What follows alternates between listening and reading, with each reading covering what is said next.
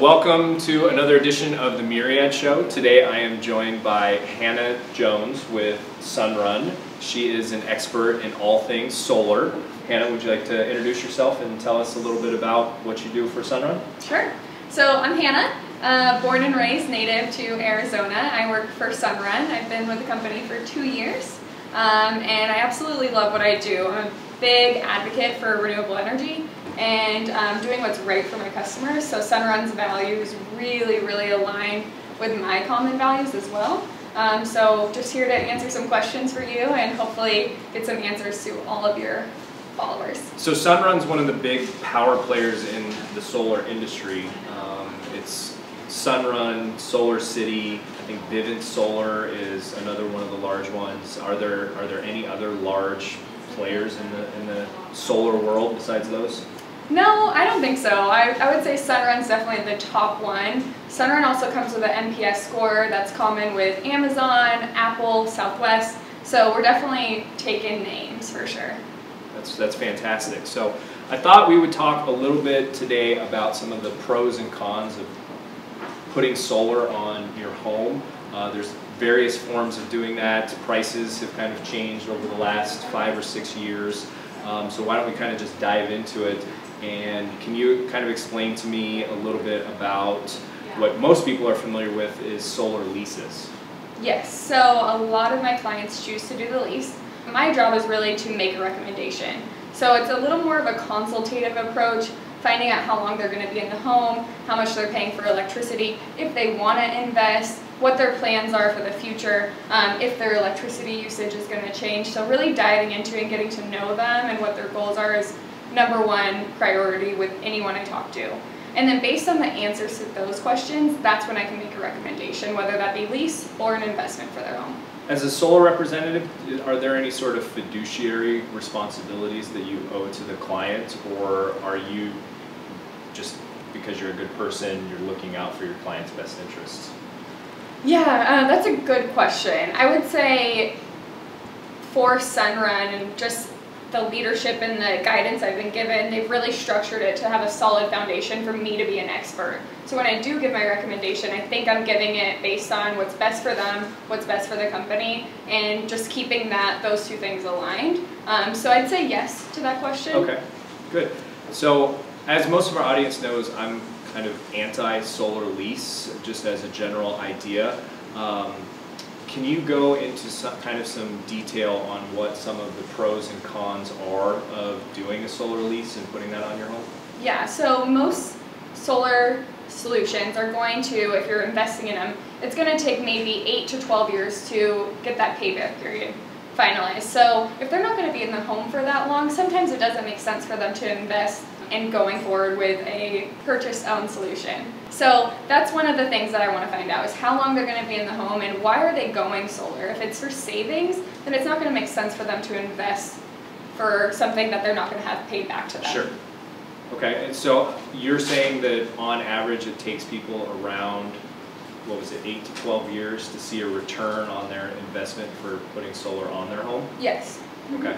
So with solar leases, one of the issues that I have and why I'm kind of not pro solar lease, I am definitely pro renewable energy and pro solar as an idea. But when it comes to leases, I have a really hard time with you not owning the product and tying that technology to your home for 20 years where you don't have, it's not a fixed payment.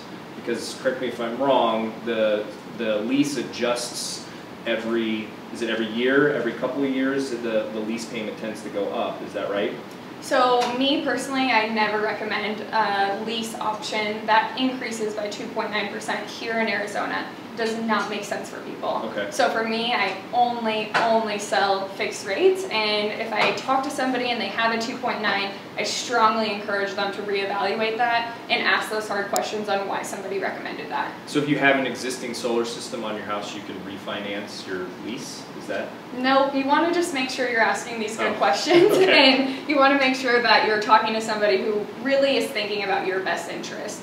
Sometimes people are really quick to just give them the lower rate to kind of get them on board and to see those immediate savings. But in APS, it just doesn't make sense for our clients, so SUNRUN's never going to recommend it. Okay, well that's good. I definitely like that avenue to where your monthly payments are going to be going up over time. But for tying a product to your home that you don't own the rights to for 20 years, where the technology is changing so rapidly, why would somebody want to tie that to their house, especially with the average person selling every 7 to 10 years? Right. Okay, good question. So with any SUNRUN product, you can purchase after year 5. So you're not tied to the lease by any way, shape, or form, but it does have to be after 5 years of production. Now, so that's an option for them. Sorry to interrupt, but at the end of 5 years, do you have to buy it outright for that full price, or is there a payment plan that you can go on to buy it? Yeah, so you can definitely get it financed through SUNRUN. What we're going to do is send somebody out there who appraises systems, and they're going to tell you what the fair market value is. Okay. And then we kind of meet, we discuss that, make sure everybody's on the same page, and then you can purchase the system, whether that be cash or finance. Okay.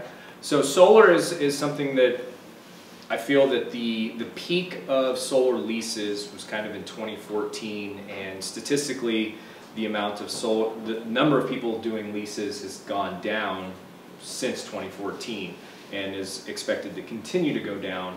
Is that because more people are financing and purchasing solar outright or using loans? I don't know. I'd say right now it's like 50-50 for me. I sell a lot of purchases through Costco and through SUNRUN directly, and then I also do a lot of leases. A lot of my family has chosen to go solar, and they always ask me what they should do. Mm-hmm. And they're just not in a position to make an investment. So for them, the lease makes a lot of sense because it saves them month 1. So for that reason, I always recommend the lease for people who don't have the funds available to invest. But I would say for me, it's 50-50. So if you were to do the solar loan option, are you required to put more money down than if you did the solar lease? Is that what?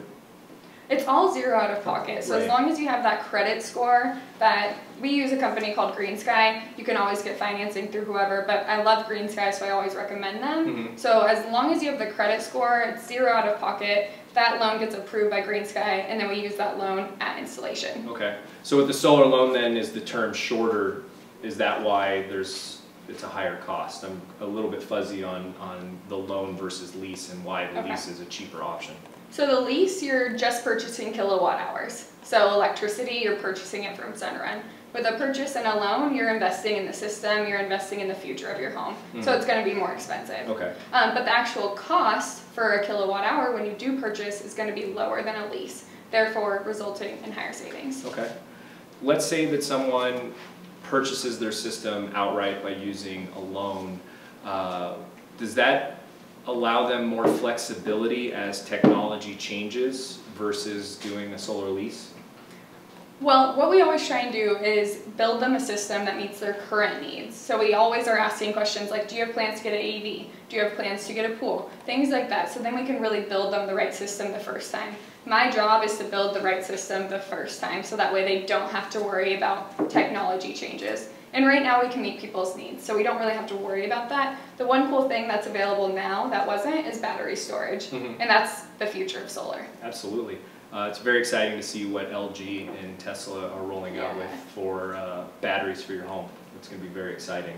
So in terms of solar in specifically Phoenix, we've got 2 different power and utility companies. We have APS and we have SRP, and right now I know that there's a lot of battle going on between the solar industry and our local utility companies. Can you talk a little bit about that? Yes, so I've been following this very closely. APS is one of my favorite markets. I'm native, so I love helping people here in Arizona go solar, but it's also really, really a no-brainer, whether they do a lease or they do a purchase. So right now, people are grandfathered in for 20 years. And the big topic is net metering. So net metering is where your system's producing energy, you don't need it, so it gets exported to the grid and stored as a credit. So that's a hot topic in solar, and we're seeing utilities across the nation changing their net metering policies. So what they're doing is they're reducing the rate at which you get an exported credit.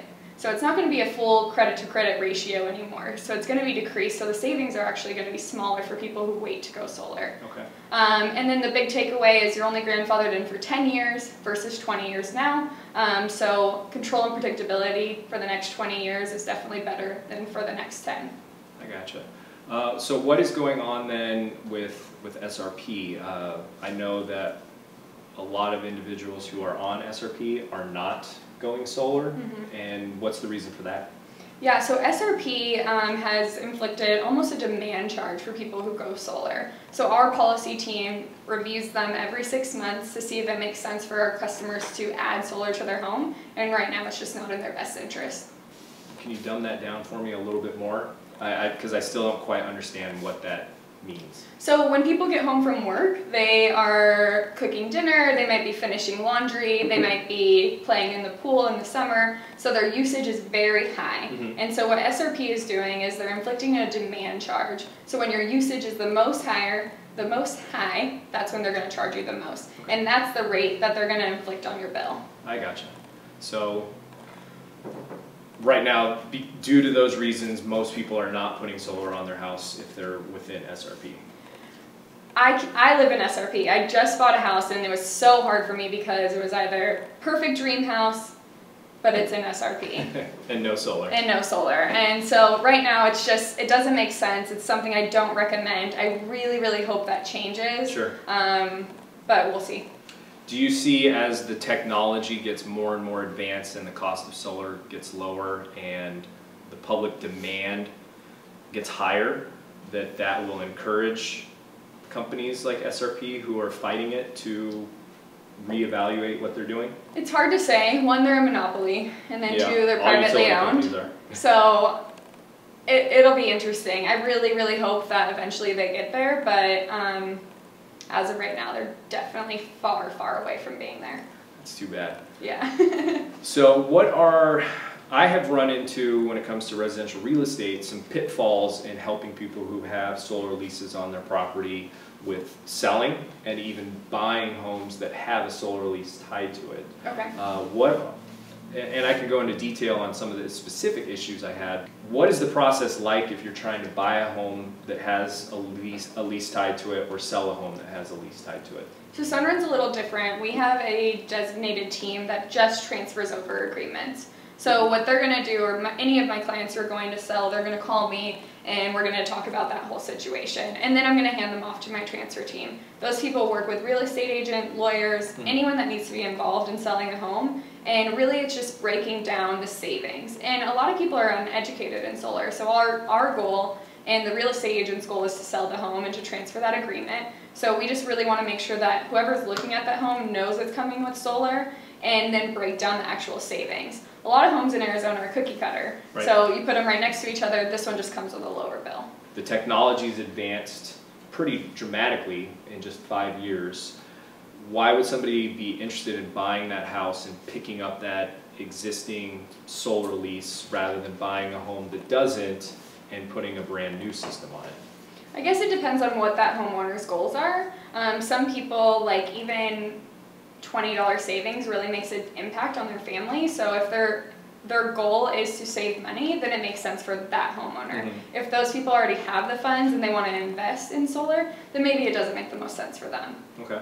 So a couple of the specific scenarios that I had happen were, I had a client that was actually trying to buy a home that had an existing solar lease on it. Okay. And their lender wouldn't give them a loan because the existing solar lease stated that if the property went to foreclosure, that the leasing company would have to approve whoever the buyer was. And the lender said, no way, we get to decide who buys a house if it goes to foreclosure, not you, solar leasing company. Now I know it's not specific to SUNRUN, right? But do you see situations like that in the industry where if someone doesn't use a company like SUNRUN and uses maybe a smaller solar company, that they can run into some of those issues?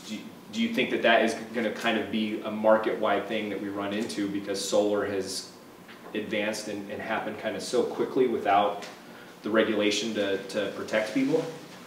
That's a good question, and I don't have a good answer for you, just because I don't know enough about it. But I would say it really, really bothers me when people are just going bottom line pricing, because I compete with small companies, I compete with big companies, and then when people tell me an outrageously low price, I'm just like, do you really believe this company is going to be around a year from now, 5 years from now, 10 years from now? So I think people need to focus on more of the company as a whole, looking at how they're doing financially, how long they've been in business, how many customers they have, asking to talk to clients that they've already helped, things like that. People need to be more proactive in that regard to make sure they don't get into situations like that.